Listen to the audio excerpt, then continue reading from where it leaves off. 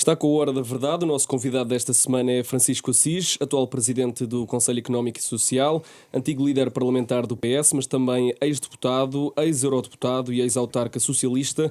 Eu sou o Tomás Anjinho Chagas, comigo está a Maria Lopes, jornalista do Público. Francisco Assis apoia a candidatura de Pedro Nuno Santos. Acha que, depois de tudo o que aconteceu e da forma como o governo caiu, o PS tem mesmo de ter na sua liderança um rosto que consiga entender-se com a esquerda, com o PCP e com o Bloco? O PS tem que ter um líder que fale diretamente aos portugueses, que apresente um programa ao país, que diga claramente quais são as prioridades do PS, que inicie um novo ciclo na vida nacional e um novo ciclo na vida do PS, e que esteja disponível para um diálogo com todos os partidos democráticos em Portugal. No passado houve essa experiência, como sabemos. O Dr. Pedro Nuno Santos teve um papel muito ativo nesse governo em que o Partido Socialista teve o apoio do parlamentar do Partido Comunista e do Bloco de Esquerda. Ele tem como é conhecido também, faz uma avaliação bastante positiva desse processo. Eu tenho uma avaliação histórica distinta, que já o tenho dito. Eu fui contra essa solução e por razões que tenho também apresentado, hoje com a mesma clareza com que apresentei na altura, por razões essencialmente de ordem política e moral. Nunca questionei naturalmente a legitimidade constitucional e legal da solução. Na altura não me pareceu a melhor solução para o país. Ocorre que não estamos em 2015, estamos em 2023.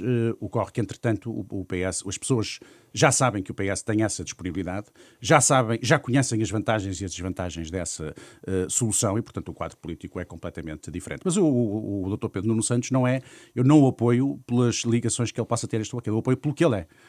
Pelas suas posições, pela sua energia, pela sua inteligência, pela sua qualidade política e, no essencial, das suas ideias, com as quais concordo nos aspectos fundamentais. Mas se foi tão crítico da geringonça nessa altura, esse não é uma pedra, não é neste momento uma pedra, já não é uma pedra no sapato. Olhando para trás... Sim, diga. Olhando para trás, foi muito crítico, mas daquilo que aconteceu nesses 4 anos, daquilo que foi possível reverter, enfim, de alguns avanços que houve, teria hoje a mesma posição que teve nessa altura? Não é, face aos dados que dispunha, teria isso, não tenho a mais pequena dúvida. Não mudei em relação à posição que tive na altura. Porque a razão fundamental é política. Mas hoje e é moral. Portanto, eu na altura entendi. E a razão, aliás, foi clara, eu exprimia em 2 ou 3 entrevistas que concedi na altura, em que disse 2 coisas. Primeiro, entendo que o PS, que acabou de perder umas eleições, que em princípio iria ganhar, havia uma grande expectativa. Nós recordamos que o PS mudou de líder porque ganhou por pouco umas eleições para o Parlamento Europeu.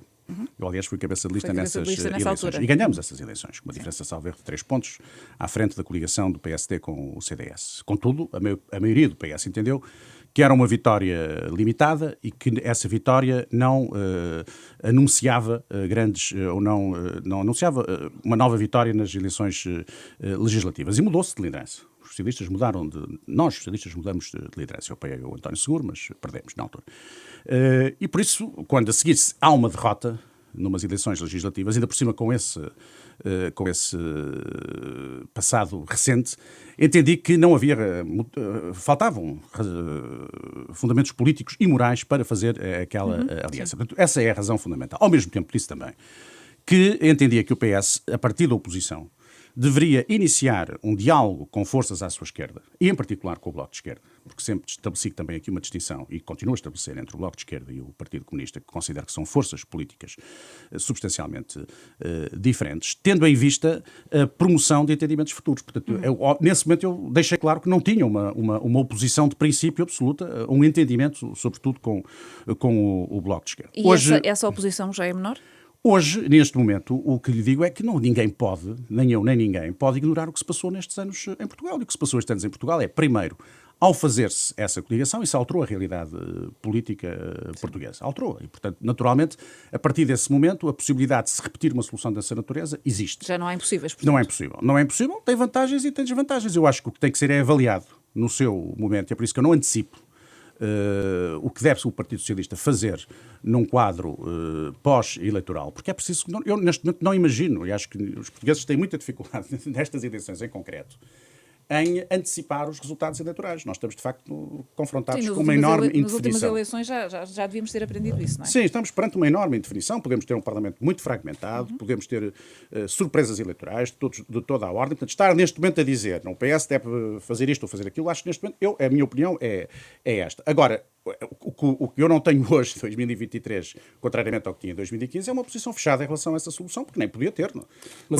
Porque a tê-la também só teria uma solução, que era ter saído do Partido Socialista. Eu nunca saí do Partido Socialista, mantive a minha posição, porque o PS tem uma... Por isso que não entendo esta discussão, que me parece uma discussão própria de campanha eleitoral, não é? Mas que não tem nenhuma substância, não tem nenhum fundamento, da questão da ambiguidade estratégica, da indefinição da identidade do PS, isso não esteve em causa. Aliás, há aqui um aspecto importante, e esse sim responde um pouco às minhas dúvidas. Então, o PS, apesar de ter feito esse acordo, que eu na altura temi que tivesse efeitos muito nefastos, o PS nunca admitiu que a sua identidade fosse posta em causa em matérias fundamentais, quais as questões de política europeia, por exemplo. O Partido Socialista não mudou nada no seu discurso. Mas isso também foi tudo feito às claras. E no seu comportamento. O Bloco como o PCP, sim, foi feito às claras, é verdade. PCP Mas eu já tive oportunidade até de elogiar também o comportamento do Bloco e do Partido Comunista desse ponto de vista, ao longo dos anos. Não? Se forem ver as minhas declarações ao longo dos últimos anos, verificarão que eu sempre fui dizendo isto. Eu não mudei de opinião em relação às questões. Eu, em 2015, era claramente contra. Fui fazendo uma análise de todo este processo e hoje a realidade é outra. E temos que olhar para a realidade tal qual ela é e depois, em função dos resultados eleitorais e do contexto e também das propostas dos partidos. Nós também não temos a certeza hoje de que o Bloco de Esquerda ou o Partido Comunista tenham exatamente as mesmas posições que tiveram em 2015. Também como não sabemos verdadeiramente como é que os partidos situados à nossa direita se vão posicionar. Portanto, eu creio que neste momento, e sobretudo há aqui um aspecto que é muito importante, há hoje um risco que eu creio que não existia em 2015. Que é o risco que a extrema-direita representa em toda a Europa. Não apenas aqui em Portugal, mas em toda a Europa. Em toda a Europa e até em todo o Ocidente. Há um movimento internacional de extrema-direita que tem vindo a obter sucessos eleitorais até algo inesperados. O último dos quais foi agora na Argentina, tivemos depois na Holanda uma vitória. A extrema-direita hoje representa, de facto, uma ameaça real, creio eu, para as nossas democracias. Pudesse-se dizer, depois quando chegam ao governo as coisas mudam, mas, apesar de tudo, há ali elementos que são muito preocupantes. E face a isso, creio que também temos que ponderar e que analisar as questões, tendo em função essa nova ameaça que se coloca às democracias ocidentais. E em abstrato, não preferia um candidato que fizesse entendimentos com o PSD do que um candidato que fizesse entendimentos com a esquerda? Veja, eu não me coloco. Nós não estamos a escolher o candidato que vai fazer entendimentos com este ou com aquele. Nós estamos a escolher o secretário-geral do Partido Socialista. E estamos a escolher uma personalidade pelos seus méritos, pelo seu pensamento, pelas suas ideias, pela sua visão, pela sua energia, pela sua combatividade, pelas suas características. Mas é inevitável que isso seja um fator. E esse candidato, a meu ver, neste momento, primeiro, é o candidato que, na minha ótica, garante neste momento uma maior unidade no Partido Socialista. O que não é de suma menos importância. Porque nós estamos a poucos meses de um ato eleitoral. Isto bem, nós não estamos a travar umas eleições no PS na perspectiva de depois vamos estar não sei quantos anos ou no governo ou na oposição, seja o que for. Não, nós vamos estar dentro de 3 meses a travar uma disputa eleitoral com a obrigação de nos apresentarmos coesos perante o país. E isso é que, para mim, é a questão essencial. Nós devemos fugir dessa discussão, porque não é a discussão essencial do meu ponto de vista. Ou melhor, não devemos centrar as questões nessa discussão e devemos concentrar-nos nas discussões essenciais, que é saber o que é que o PS pensa e o que é que vai propor aos portugueses em matéria de política económica, em matéria de política orçamental, o que é que pensa do Estado Social, das reformas que são necessárias do Estado Social, em matéria de política europeia, qual é o nosso posicionamento, em matéria de política externa, que é uma matéria hoje muito importante, de facto, dado o mundo, as convulsões que existem no mundo. Essas é que são as questões que interessa discutir, embora em vez de estarmos aqui a discutir se este é mais moderado ou aquele é mais radical, se este se entende melhor com isto ou aquele com aquele outro. Há uma coisa que é certa. Quando se tratou a geringonça teve um efeito, deu poder ao PS.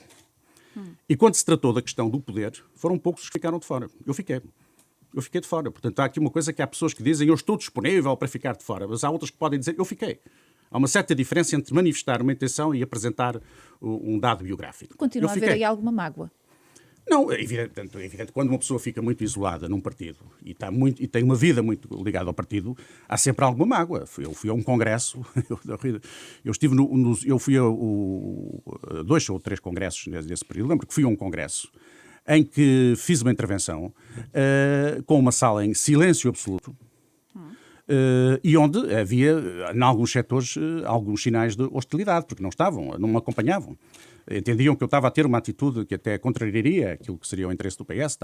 95% do partido, de facto, estava com aquela solução. 95%, quase 100% do Congresso estava. E foi uma intervenção difícil, porque ir a um Congresso dizer, eu venho aqui dizer que tenho uma posição que é uma posição contrária à da esmagadora maioria, não é de 50 ou 100, é da esmagadora maioria. O isolamento, em geral, cria sempre alguma mágoa. E o isolamento na política cria alguma mágoa. Mas é assim que tem que ser. Eu sempre tomei posições e nunca fugi a elas. E quando tive que estar isolado, tive. Quando tive que romper, rompi. Quando tive que manifestar as minhas divergências, manifestei. Mas esse é um tempo passado. Neste momento, a minha preocupação é esta. Eu julgo que posso dar um contributo pelo que sou na vida portuguesa, pelas minhas ideias, pelo percurso que tenho. Os portugueses, as pessoas conhecem-me, eu posso dar um contributo para, modéstia à parte, acho que posso dar um contributo nesta fase da vida do Partido Socialista pela positiva, participando numa solução política, numa perspectiva que também acho que tem que ser nova. Nós devemos ter um modelo de direção do partido mais colegial, menos monolítico, e onde convivam pessoas que têm, muitas vezes, pontos de vista diferentes em algumas matérias. Essa sua participação pode ir até que ponto? Está disponível para integrar um governo de Pedro Nuno Santos? Eu isso não lhe vou responder por uma razão muito simples. Encabeçar a lista às europeias novamente? Eu nunca falei com o Pedro Nuno Santos sobre nenhuma dessas questões. Eu almocei com ele esta semana, um almoço... convidei para almoçar em Amarante, até, que é a minha terra, e almoçamos os dois e abordamos muitos assuntos, mas não abordamos deliberadamente essas questões. E não abordo mesmo por uma razão muito simples. Porque não quero, porque, veja, o que eu estou farto de ouvir agora é a ideia de que em Portugal, como no resto do mundo, provavelmente será mesmo assim, há sempre tendência para a maledicência, para procurar ver coisas negativas daquilo que não contém isso. Eu não negociei absolutamente nada, como nunca negociei nada na vida. Eu, ao longo da minha vida política, já apoiei vários candidatos a secretário-geral que perderam. Entrei no PS e apoiei o Dr. Jaime Gama na sua disputa com o Dr. Vítor Constâncio. Duas pessoas por quem tenho enorme consideração. Isto eu apoiei o Dr. Jaime Gama. Voltei a apoiá-lo na disputa com o Dr. Jorge Sampaio. Em 2015 tomei a atitude que tomei e isso levou a que em 2019 saí, como sabem, na lista do Parlamento Europeu. Eu compreendi isso. Não havia... De facto, eu publicamente tinha uma visão muito diferente daquela que prevalecia no PS e com o modelo de direção do PS. E, portanto, era natural que assim fosse e saí. E depois fui para o SES num contexto diferente, porque era uma eleição com exigência de 2/3 na Assembleia da República, tive pelo menos o apoio do PS e do PSD. Estive fora da política e tencionava permanecer, da política partidária. Tencionava permanecer. Agora, as coisas precipitaram-se. Entendo que este momento é um momento especialmente difícil para o país e é um momento difícil para o Partido Socialista. Estas eleições são eleições difíceis e, portanto, entendi que tinha esta obrigação e fiz uma opção muito isso clara. Isso quer dizer que não quer ser reconduzido para o Conselho Económico e Social? Bom, essa questão também não se colocou. A partir do momento em que nada foi equacionado, essa questão também não foi objeto de discussão e não é uma questão que esteja presente na minha cabeça. Sendo certo que, em relação a isso, eu afirmei, quando desta segunda tomada de posse, que não estaria disponível para estar no SES mais do que 2 mandatos. Portanto, enfim, não é uma coisa que acho que seria muito difícil eu voltar a continuar no SES. Enfim, foram 2 vezes o trabalho foi interrompido, de facto. Como a doutora Costa no governo, a uma escala mais Na verdade, restrita. em vez de 2 mandatos, não, só faz tivemos um primeiro mandato, mas enfim, foi uma experiência extraordinária. Devo dizer que gostei imenso e estou a gostar imenso, porque me parece que é uma área, o Conselho Económico e Social pode e deve desempenhar um papel mais ativo na vida nacional, na promoção de estudos, na promoção da discussão. E até porque esses estudos são elaborados de forma participada, envolvendo vários segmentos da sociedade portuguesa. O SES pode e deve ter, de facto, um papel mais ativo e mais visível na vida. E o seu trabalho ser mais aproveitado? O seu trabalho ser mais aproveitado. Eu julgo que ele já é aproveitado, mas pode ser muito mais aproveitado. Nomeadamente, eu procurei reforçar a ligação com o Parlamento e, de resto, o Parlamento correspondeu. Houve mesmo um parecer, um grupo parlamentar, que por acaso foi do PS, mas podia ter sido outro qualquer, que nos solicitou a elaboração de um parecer sobre o tema da violência doméstica. Nós elaboramos o parecer e entregamos a todos os deputados, colocamos ao serviço do Parlamento. Vamos editar amanhã, creio que vai ser amanhã, um parecer sobre a produtividade que nós também elaboramos. Demorou 1 ano e e meio a elaborar, foi amplamente participado e discutido, e acho que é um contributo para a discussão de um tema fundamental para o nosso país, e que lá está, é um tema. Esses é que são os temas. Eu, como também venho agora do SES, estou completamente concentrado nas questões de substância e menos nessas discussões de andamos a discutir se vamos fazer alianças com este ou se vamos fazer alianças com aquele, ou se este é moderado, ou se aquele é radical, se este... Não, o que importa agora é discutir que projeto temos para Portugal. E eu, conhecendo o Pedro Nuno Santos, reconheço-me no essencial, não quer dizer que não haja uma área ou outra em que temos divergências, mas reconheço-me no essencial do seu projeto, que é um projeto social-democrata, que aliás devo dizer que não haverá grandes diferenças entre o que ele propõe e o que proponho desse ponto de vista e o que proporá o Dr. José Luís Carneiro, e proporão os apoiantes de uns e os apoiantes de outros. E se formos ver, até haverá às vezes áreas em que eu me entenderei mais facilmente com alguns apoiantes de José Luís Carneiro e eles comigo. Noutras áreas eles entendem-se mais facilmente com apoiantes do Dr. Pedro Nuno Santos, porque o mundo não se reconduz, nem o PS se resume, nem se vai resumir a estes dois hemisférios, para usar essa expressão que o Sr. Presidente da República gosta de aplicar em geral à vida política, no hemisfério esquerdo e hemisfério direito, não se reduz a isto. Neste momento há uma disputa e o PS está um pouco polarizado. Até sábado. No sábado acabou. No sábado à noite haverá um novo líder do PS. Isso uma das minhas preocupações é contribuir para a unidade do partido. E acha que o partido não corre esse risco de ficar dividido a partir de domingo? Não corre nenhum risco. Não havia dois candidatos tão fortes há muitos anos. Não havia dois candidatos tão fortes há muitos anos. O PS sempre teve candidatos fortes. Mas de uma liderança tão disputada? Não, o PS sempre teve disputas e sempre teve disputas desta natureza, e até disputas mais acérrimas do que esta. Devo dizer que a disputa entre o Dr. António Costa e o Dr. António Seguro, se eu me recordo, foi uma disputa muito mais violenta do que está a ser esta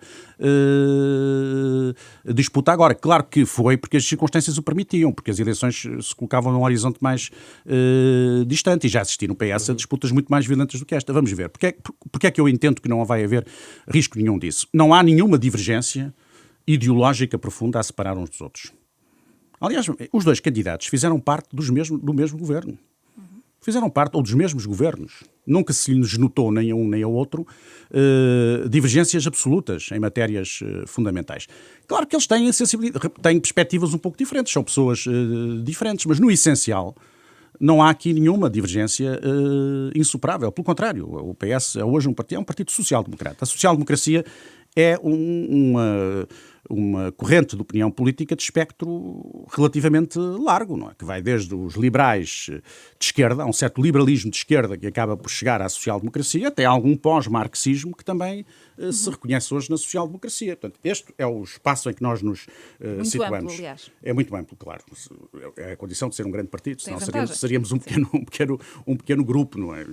Um partido com uma identidade ideológica fechada é sempre um partido muito pequeno. O PS tem uma identidade clara, uma identidade programática clara, não há nenhum problema sobre isso.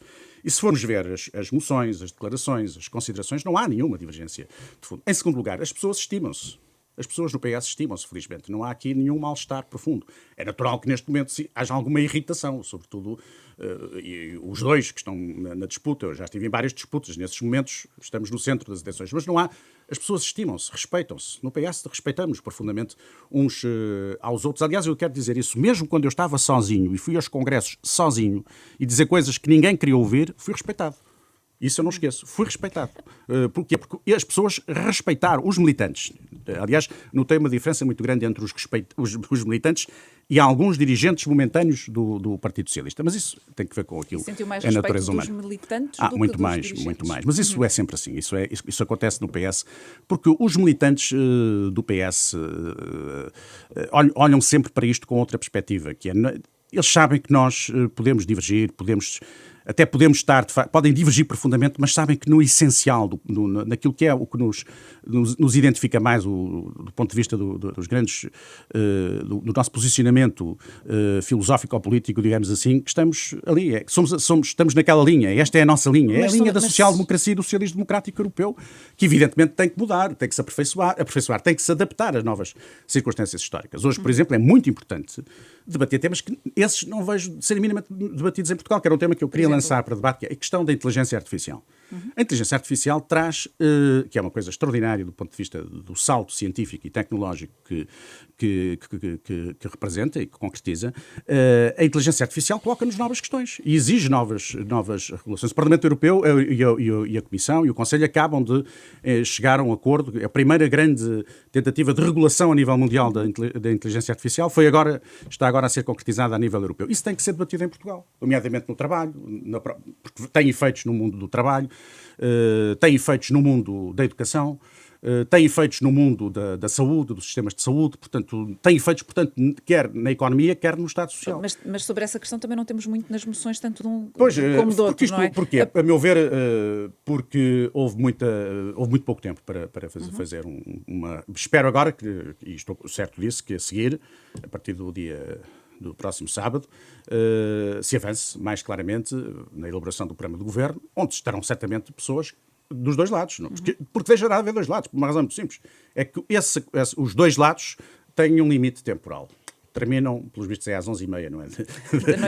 Da noite. Eu joguei que era às 7 da tarde, mas acabou de me informar que é às 11h30. Às 11h30 da noite de sábado. Nesse momento, saberemos quem é o secretário-geral do Partido Socialista. Isso é uma mudança profunda. É uma ruptura, é um novo ciclo que se inicia no PS. E é claramente um novo ciclo, com todo o respeito pelos ciclos passados, por todos que dirigiram o PS no passado, nomeadamente por quem o vai dirigir ainda nos próximos tempos, mas é um corte claro, é uma nova liderança, é um novo estilo, é um novo modelo e tem que ser uma nova forma de partido.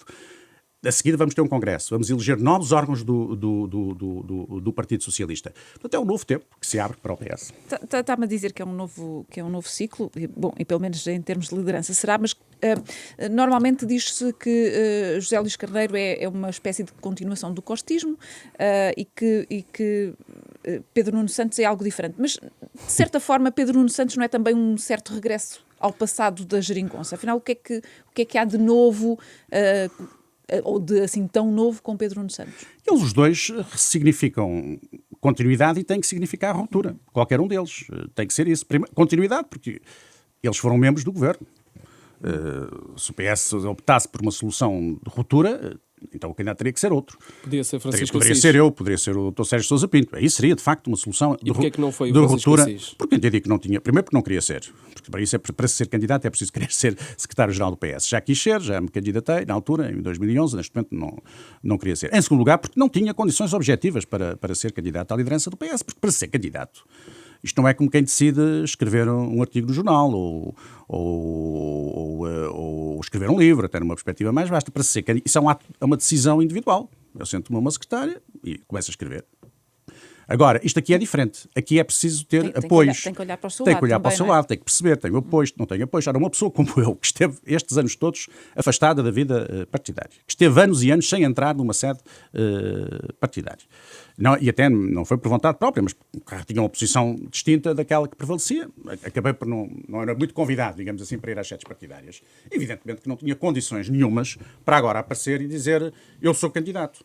Num contexto político diferente e, sobretudo, com eleições a curto prazo, num contexto político diferente, com eleições primárias, com a abertura à sociedade, isso aí poderia ser outra coisa. Ou seja, poderia ser em 2026. E eu percebi claramente, não estava no meu horizonte, a questão não estava no meu horizonte, de facto. Neste momento era importante. Aliás, eu até tive uma posição que foi esta. Eu lembro que eu era líder parlamentar em 2001, não é, quando o engenheiro Guterres saiu da liderança do PS, também de uma forma repentina, na sequência de umas eleições autárquicas. E ficamos confrontados com a necessidade de escolher um líder e tínhamos eleições logo a seguir. E a solução que então se encontrou foi uma solução de consenso. Primeiro até foi o Dr. Gama, o Dr. Jaime Gama depois não quis, e foi o Dr. Ferro Rodrigues. E o Dr. Ferro Rodrigues, o que é que fez? Reuniu o partido, renovou o partido, fez rupturas, ensaiou um discurso político distinto daquele discurso que era o discurso da Engenheiro Guterres, até porque são duas personalidades muito diferentes uma da outra, e as pessoas perceberam que há personalidades bastante diferentes uma da outra. Fez uma excelente campanha eleitoral. Foi uma das campanhas em que ele apresentou de forma muito clara um projeto político para o país e quase que ganhava as eleições, apesar do PS ser responsabilizado pela crise, quase que ganhava. Eu até estou convencido pessoalmente que se aquilo tem durado mais 1 ou 2 semanas, porque se notava nas ruas e notou-se nas sondagens e notou-se no resultado final, ficamos salvo erro a 2 pontos do PSD, que o PS provavelmente tinha todas as possibilidades de ganhar as eleições. E porquê? Porque o Dr. Ferro Rodrigues fez uma coisa que foi importante, não entrou em choque com o passado, mas também não ficou prisioneiro do passado. Percebeu que os socialistas, quando O escolheram, não escolheram um Guterres 2. Escolheram Ferro Rodrigues. E agora os socialistas também não vão escolher um António Costa 2, não é? Vão escolher um novo líder para o Partido Socialista. Até porque há uma coisa, quando se escolhe, quando há tentação de imitar, escolhe-se sempre alguém que é pior do que o original. Isso aí é... Até porque alguém que tem a preocupação de imitar já de si revela algumas insuficiências e algumas incapacidades. Portanto, seja o Zé Luís Carneiro, seja o Pedro Nuno Santos, eles são pessoas com vida própria, com autonomia de pensamento, e vai-se iniciar uma nova fase na vida do PS. Eu estou absolutamente convencido pelos dados que tinha já na altura, logo no momento inicial, que o Pedro Nuno Santos é neste momento aquele que tem, de facto, o maior apoio no Partido Socialista. Que pontos fortes e que pontos fracos é que identifica em cada um destes dois? Não, fracos não lhe vou dizer nenhum, porque, sinceramente, porque um deles vai ser candidato a primeiro-ministro daqui a poucos dias e isso deixa essa função para os outros partidos políticos.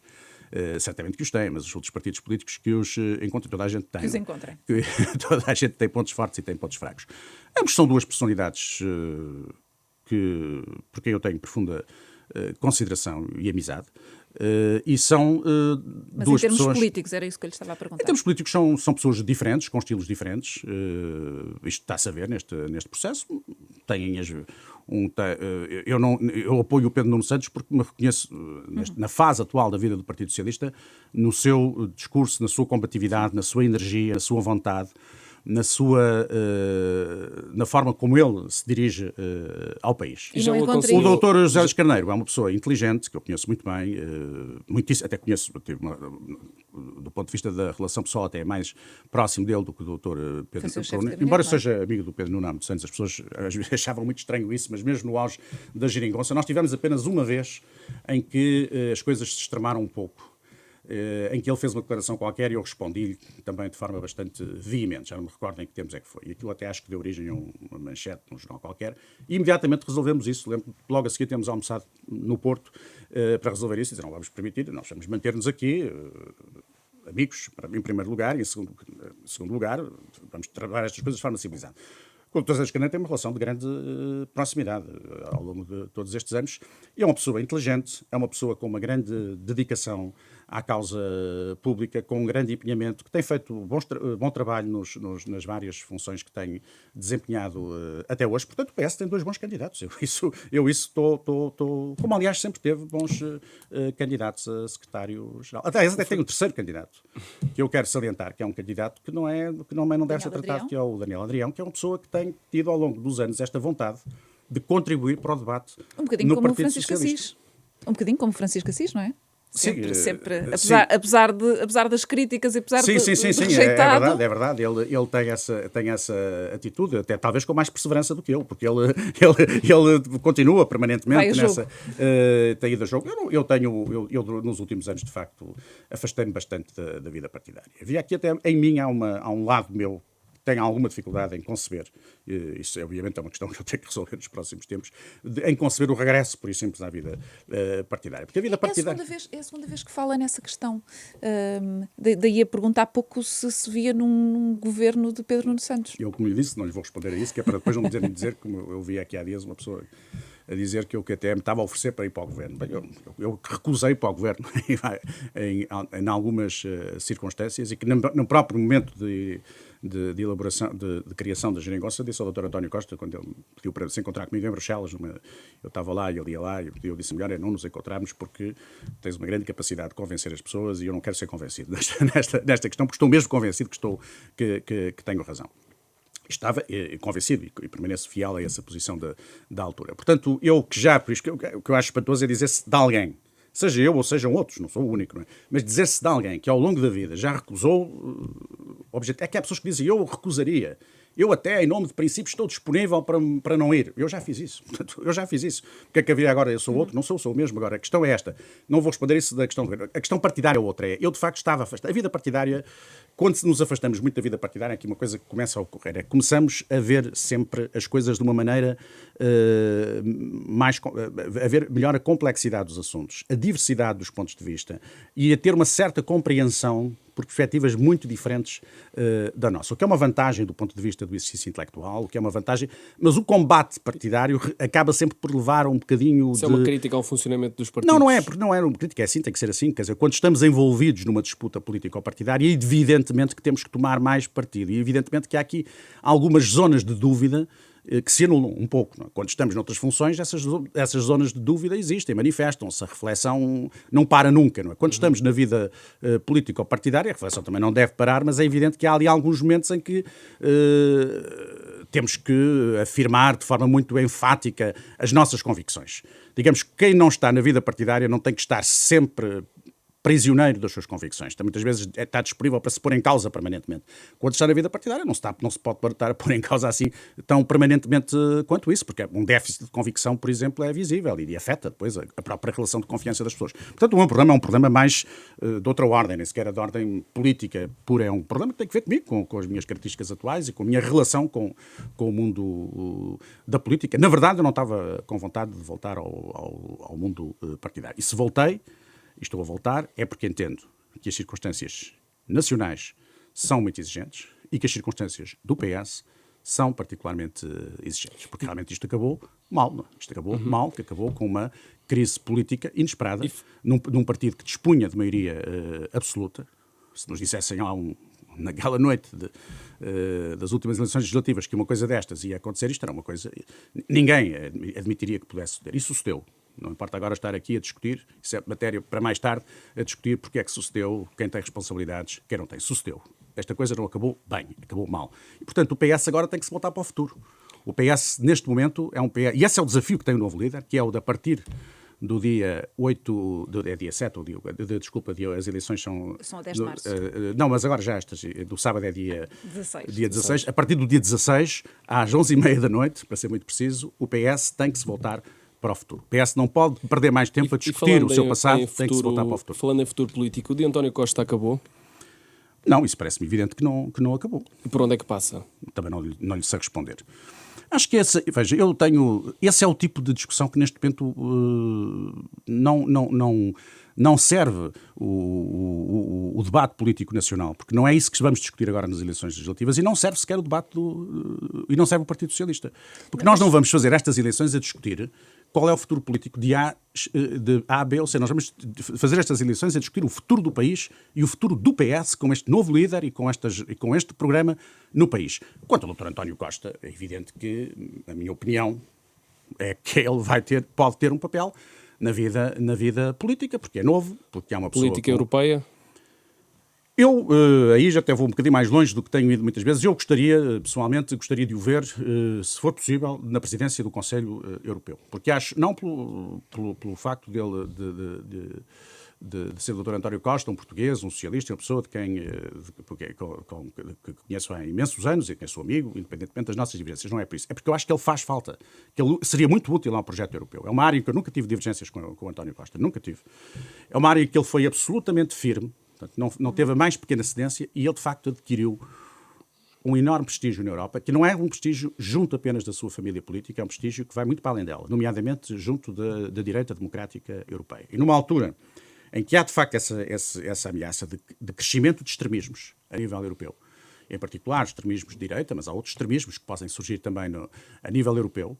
Numa altura dessas, parecer-me interessante que uma personalidade com estas características, um europeísta convicto, um democrata que consegue falar com todas as grandes famílias políticas democráticas e com uma grande experiência, pudesse presidir ao Conselho Europeu. Não sei se isso vai ser possível ou não vai, mas se não for, eu acho que é uma perda que a Europa perde com isso. Eu não estou a ver neste momento, claro que não há mais soluções no quadro europeu, mas neste momento, dentre os primeiros ministros em funções, eu não vejo, nem de longe nem de perto, ninguém que tenha um perfil tão adequado ao desempenho daquela função quanto o Dr. António Costa. E, portanto, e para Belém? Isso ainda é muito cedo. Isso ainda é muito cedo para discutir quem é o candidato a Presidente da República. Tenho dito várias vezes, acho que era outro absurdo que nós estamos na nossa vida política, que é começar a discutir a não sei quantos anos de distância, porque isso distrai-nos das questões. É 2 anos, na prática. Sim, mas é muito tempo ainda. 2 anos, como vimos, acabamos de perceber que neste país e neste mundo em que vivemos hoje, 15 dias é muito tempo, quanto mais 2 anos. Essa é uma discussão que se dará na altura própria e certamente que avançará alguém da nossa área política Não, Francisco Assis. Nem sim, nem não, lá está, é tal coisa. Eu nessas coisas sou cauteloso. Porque não fecha a porta. Não é não fechar a porta, nem fecho, a porta não está lá neste momento. Eu não vou falar de uma porta que não existe. A porta não está lá, portanto eu não vou fechar, nem vou abrir uma porta que neste momento não existe. A minha disponibilidade neste momento é, de facto, inesperadamente para mim próprio, de voltar à vida político-partidária, ao Partido Socialista. Não sei em que termos, repito, não falei, nem sequer pensei muito sobre isso. E até tenho evitado pensar, porque terei que tomar, dentro de alguns dias, algumas decisões. Mas a verdade é que o fundamental neste momento, e esse é o apelo que eu faço a 2 ou 3 dias de eleições, é não perder de vista que este processo democrático interno termina dentro de poucas horas, dentro de poucos dias. A seguir, o partido tem que estar unido, tem que estar coeso. Há gente muito boa que está a apoiar um e que está a apoiar outro. Essas pessoas têm que estar na primeira linha da disputa política em nome do Partido Socialista, e o PS tem que se apresentar ao país com um programa claro, que é o seu programa, de um grande partido social-democrata, profundamente europeísta, preocupado com o crescimento da economia, preocupado com a questão que há pouco referimos do aumento da produtividade, que é uma matéria fundamental, é essencial para o crescimento da economia. Preocupado com a consolidação orçamental, sendo que aí há um campo de debate em que termos, a que ritmo, de que maneira é que isso deve fazer. Não há tabus nesse domínio, há um tema de debate. Já provamos claramente que não só provamos agora esta ideia das contas certas, isto o PS em muitos momentos governou em circunstâncias muito difíceis, e foi o partido que foi responsável por equilibrar as finanças públicas em Portugal, nomeadamente quando governamos em 83 e 85, no chamado Bloco Central.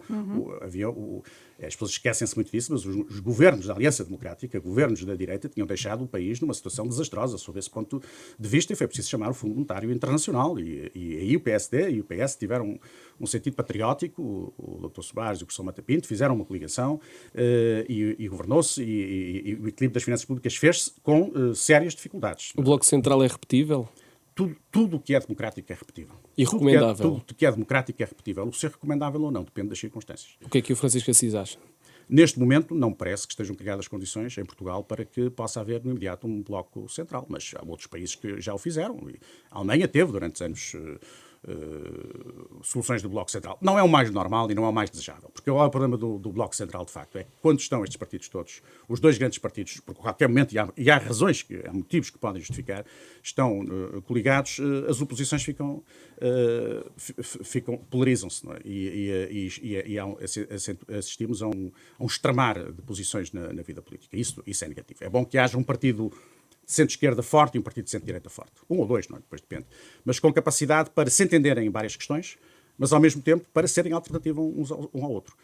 E é isso que é normal nas democracias europeias. Foi assim que elas funcionaram quando funcionavam bem. Não? As democracias europeias funcionaram bem sempre que havia dois grandes blocos, um de centro-esquerda ou de centro-direita, e havia alternância no poder e alternativas de poder. Sendo certo que havia pontos em comum. Aliás, há uma coisa que é muito importante, é os democratas todos não perderem de vista que têm isso em comum. E no caso português, que a esmagadora maioria dos portugueses são pessoas que defendem claramente o regime democrático. A democracia só pode ser destruída pelos próprios democratas, se eles se começarem a desentender em absoluto uns com os outros, e se começarem de facto a dar tais sinais que levem as pessoas numa situação de desespero a optar por soluções não democráticas, o que não vai acontecer, julgo eu, no nosso país. Mas isso não seria, esse Bloco Central não seria uma boa forma de contrariar o crescimento do populismo e da extrema-direita? Como eu digo, isso depende muito das circunstâncias. Neste momento não me parece, francamente, que se justifique a solução ao Bloco Central, o recurso a uma solução de Bloco Central, e ninguém o propõe e nenhum partido quer. O PSD já disse claramente que não quer, o PS já disse claramente que não quer, portanto não vale a pena insistir numa coisa que sabemos perfeitamente que não quer. E a única coisa que eu digo é tudo o que é democrático é aceitável e nesse sentido é equacionável, como teoricamente. Se depois a sua concretização histórica depende dos momentos. Em 83 foi importante para o país, isso não tem mais pequena dúvida que entre 83 e 85 ter existido aquele governo, com aquelas características e com aquela força política e parlamentar, foi absolutamente essencial, porque o país estava de facto a atravessar um momento muito difícil. Não é nem de longe nem de perto a situação com que estamos confrontados hoje, do ponto de vista, sobretudo do ponto de vista económico, financeiro e social. O nosso problema hoje é mais um problema de ordem política. Não há dúvida que há. E é uma questão que também tem que ser vista. A extrema-direita, não a direita, há que distinguir aqui. Quer dizer, há várias esquerdas e há várias direitas.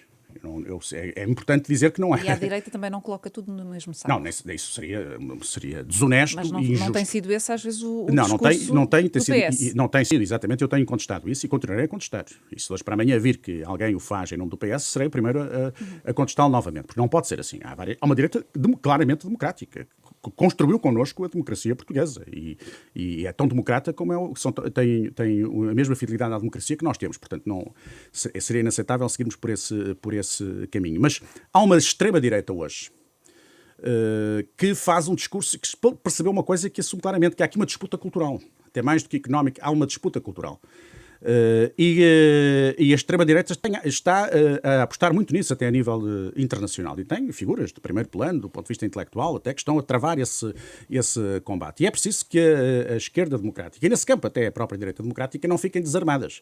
E travem também essa disputa no plano cultural, no plano das ideias, no plano dos princípios, no plano das grandes opções, no plano dos modelos de sociedade. Porque há aqui questões que têm que ver com o modelo de sociedade. Por exemplo, quando se fala do Ocidente, quando eu falo da defesa do Ocidente, eu digo uma coisa muito distinta do que diz a extrema-direita quando fala da defesa do Ocidente. Eles têm uma concepção do Ocidente que é radicalmente diferente daquela que eu ou qualquer socialista, social-democrata ou liberal de esquerda tem, não é? Portanto, é preciso também começar a travar os combates aí. E nesse sentido é que me parece que tem que haver um rearmamento cultural, teórico, doutrinário, da parte dos partidos democráticos. Nós não podemos limitar-nos apenas à questão da pura gestão do dia-a-dia, porque isso, se nos fixarmos, isso é fundamental, como é evidente, mas se nos fixarmos só nisso e perdermos de vista as outras componentes, nós podemos, de facto, estar a cavar a sepultura das democracias. As democracias não são eternas. Eu tenho estudado muitas democracias, e muita democracia grega. A democracia grega durou, e era uma democracia diferente, até acho que não era, eu acho que era, durou 200 anos. E nós sabemos como é que ela morreu. Morreu às mãos dos demagogos. E hoje, as democracias contemporâneas, as democracias ocidentais contemporâneas, podem também morrer às mãos de todo o tipo de demagogos que por aí aparece.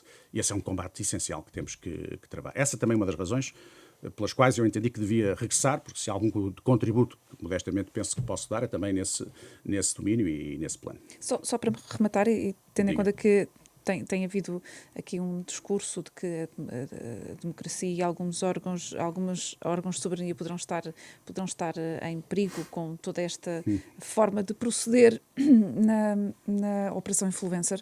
O que eu queria saber de si é se acha que o Supremo não tem ou não tem alguma obrigação perante o país e perante o eleitorado de dizer até às eleições de março qual é que é a real situação processual de António Costa? Eu acho que nós não conhecemos a investigação, eu não conheço minimamente esse processo, ou melhor, conheço o que leio na imprensa, a ponto de estar aqui a estabelecer combinações dessa natureza, a dizer tem que ser assim, tem que ser assado. Há uma coisa que é verdade. Tem havido erros a mais por parte do Ministério Público. O Ministério Público não é nenhuma vaca. Tem havido erros mesmo. O Ministério Público não é nenhuma vaca sagrada, como a Assembleia da República também não é, o Governo não é e o Presidente da República não é. Veja, o Presidente da República está a ser agora altamente escrutinado por este processo que estamos a acompanhar. Os partidos são altamente escrutinados, todos. O poder político é altamente escrutinado e bem.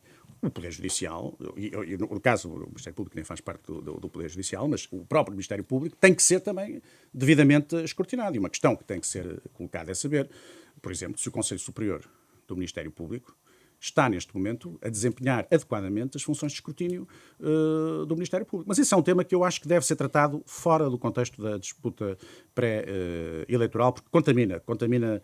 E há uma coisa que digo sempre, se as coisas estão a funcionar mal, em última instância a responsabilidade é dos responsáveis, é dos legisladores. Porque quem construiu este edifício constitucional e legal foram os legisladores, não é? Portanto, se há coisas que estão a funcionar mal a esse nível, e eu acho que há, a responsabilidade é nossa, de nós todos, e até não é especificamente de um partido, creio eu, é global. É uma matéria em que é interessante saber o que é que os partidos, por exemplo, propõem. É uma matéria sobre a qual certamente os partidos não deixarão de apresentar iniciativas, porque devem fazê-lo, às claras, de maneira a dizer, nós entendemos que deve ser assim, assado, desta maneira. Sendo certo que não podemos também estar aqui prisioneiros da ideia de que sempre que vamos discutir este assunto estamos a querer condicionar a independência e a autonomia do do Ministério Público e muito menos muito menos, não, igualmente do Poder Judicial. Não estamos. Não, essa discussão não tem que ser feita de maneira a que as pessoas todas possam nela participar. Sem pesos na consciência. E toda a gente. E ouvindo naturalmente os operadores judiciais, que são fundamentais. Vou aproveitar que puxou a história do Presidente da República, no caso das gêmeas, para a conversa, para lhe perguntar se não há aqui alguma semelhança nos esquecimentos de participação nestes processos entre, por exemplo, o caso de Marcelo Rebelo de Sousa, que não se lembrava de ter qualquer envolvimento, e o caso de Pedro Nuno Santos, que não se lembrava de ter decidido uma indemnização por WhatsApp. Veja, as pessoas, tanto o Presidente da República como o Dr. Pedro Nuno Santos são pessoas sérias, são pessoas íntegras. E, portanto, eu analiso as situações nestes termos. Tanto um como o outro, quando falam ao país e apresentam as coisas, estão a dizer a verdade. Ao dizerem essa verdade, até poderão estar a reconhecer em algum momento que houve um falhanço. Todos falhamos. Não há ninguém que não falhe na vida política. Mas estamos perante duas pessoas íntegras, duas pessoas sérias. É por isso que este mesmo caso, do meu ponto de vista, é um caso em que não podemos nunca permitir que isto evolua no sentido de um amesquinhamento da figura do Presidente da República. Eu não apoiei, como sabem, apoiei a doutora Ana Gomes, portanto, também estou muito à vontade nisso. Aliás, também foi motivo, na altura, de grande espanto, como é que ele, que aparentemente é da ala direita, agora não vai apoiar a doutora Ana Gomes, e apoiei, e justifiquei, apresentei os motivos. Mas acho que este achincalhamento da figura do Presidente da República é, em primeiro lugar, injusta e, em segundo lugar, perigosa. E acho que devemos ter alguma ponderação neste processo todo. O que não significa, evidentemente, que não se deva fazer as investigações que se devem fazer. Mas eu vejo tudo já feito num ambiente inquisitorial, na praça pública, já vejo alguns com vontade de atear fogueiras inquisitoriais para atirar para lá A, B e C. E isso é muito perigoso, de facto, para a nossa democracia. A democracia é o regime da transparência, mas, precisamente porque é o regime da transparência, também tem que ser um regime de muito cuidado na forma como abordamos os assuntos. Porque se nós abordarmos os assuntos com falta de rigor e de seriedade, facilmente estamos a destruir as nossas instituições. Muito obrigado, Francisco. Nada, obrigado eu.